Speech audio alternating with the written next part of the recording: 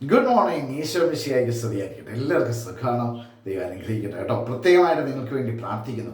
ഇന്നലെ പഠിച്ച വചനത്തിൻ്റെ അഭിഷേകം നിങ്ങളുടെ ജീവിതത്തിൽ നിറയട്ടെ എന്നും പ്രാർത്ഥിക്കുന്നു. ഇന്ന് ഒരു അഭിഷേകം നിങ്ങളുടെ ജീവിതത്തിൽ നിറയട്ടെ, അതാണ് എൻ്റെ ഇന്നത്തെ പ്രാർത്ഥന. സങ്കീർത്തന പുസ്തകമായിരുന്നു ഇന്നലെ പഠിച്ചത്. സങ്കീർത്തനം 33:18 അതായിരുന്നു ഇന്നലെ പഠിച്ച വചനം. ഇതാ, തന്നെ ഭയപ്പെടുന്നവരെയും തൻ്റെ കാരുണ്യത്തിൽ പ്രത്യാശ വയ്ക്കുന്നവരെയും കർത്താവ് കടാക്ഷിക്കുന്നു. ദൈവത്തിൻ്റെ വലിയ ഒരു സ്നേഹത്തിൻ്റെ, കരുതലിൻ്റെ, കർത്താവിൻ്റെ കടാക്ഷം നമുക്കുണ്ടാകണം. കർത്താവിൻ്റെ കാരുണ്യത്തിൽ നാം പ്രത്യാശ വയ്ക്കണം. അതായിരുന്നു ഇന്നലെ പഠിച്ച വചനം.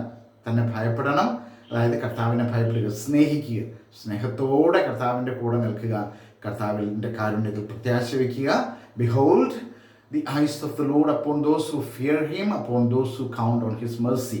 അതായിരുന്നു ഇന്നലത്തെ വചനം. So smile and start your day with Jesus. ഈ എപ്പിസോഡിലേക്ക് നിങ്ങളെ സ്നേഹത്തോടെ സ്വാഗതം ചെയ്യുന്നു. ഞാൻ Sibi Varghese.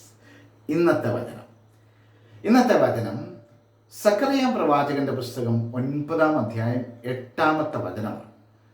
The book of the prophet Zechariah, chapter 9, verse 8. വചനം വളരെ കരുതലോടുകൂടി പറയുന്ന, വളരെ സംരക്ഷണം തരുന്നൊരു വചനമാണ്. ആരും കയറി ഇറങ്ങി നടക്കാതിരിക്കാൻ ഞാൻ എൻ്റെ ഭവനത്തിന് ചുറ്റും പാളയമടിച്ച് കാവൽ നിൽക്കും. ദൈവത്തിൻ്റെ വാക്കാണ്. ആരും കയറി ഇറങ്ങി നടക്കാതിരിക്കാൻ ഞാൻ എൻ്റെ ഭവനത്തിന് ചുറ്റും പാളയമടിച്ച് കാവൽ നിൽക്കും. ഒരു മർദ്ദകനും ഇനി അവരെ കീഴടക്കുകയില്ല. അതാണ് കർത്താവിൻ്റെ വാക്ക്, കർത്താവിൻ്റെ വചനം. ഒരു മർദ്ദകനും ഇനി അവരെ കീഴടക്കുകയില്ല. എൻ്റെ കണ്ണ് അവരുടെ മേലുണ്ട്. നോക്കി, എത്ര മനോഹരമാണ് നമുക്ക് തരുന്ന സംരക്ഷണം.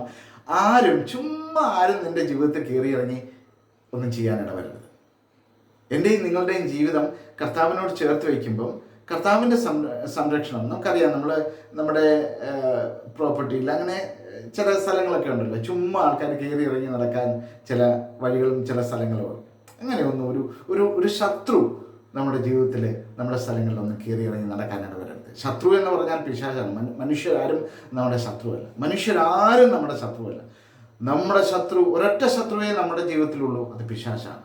അതാണ് വിശുദ്ധ പത്രോസ് ലിഹ എഴുതിയ ലേഖനം, 1-ാം ലേഖനത്തിൽ നാം കാണുന്നുണ്ട്.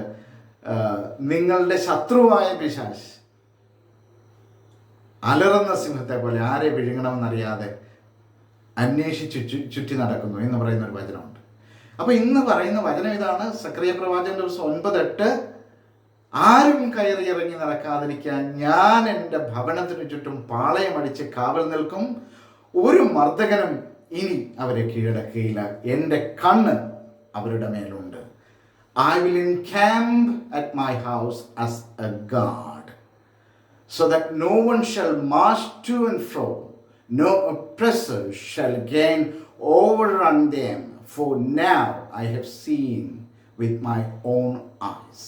അപ്പോൾ കർത്താവിൻ്റെ കണ്ണ് നമ്മുടെ മേലുണ്ട്.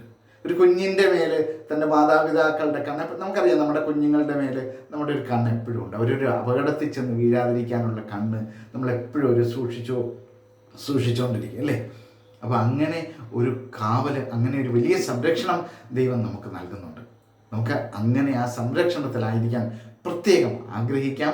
ദൈവം അനുഗ്രഹിക്കട്ടെ. ഈ ദിവസത്തിൻ്റെ അഭിഷേകം, ഈ വചനത്തിൻ്റെ ഒരു കരുതൽ, കാവൽ, സംരക്ഷണം നിങ്ങൾക്ക് ലഭിക്കട്ടെ എന്ന് പ്രാർത്ഥിക്കുന്നു.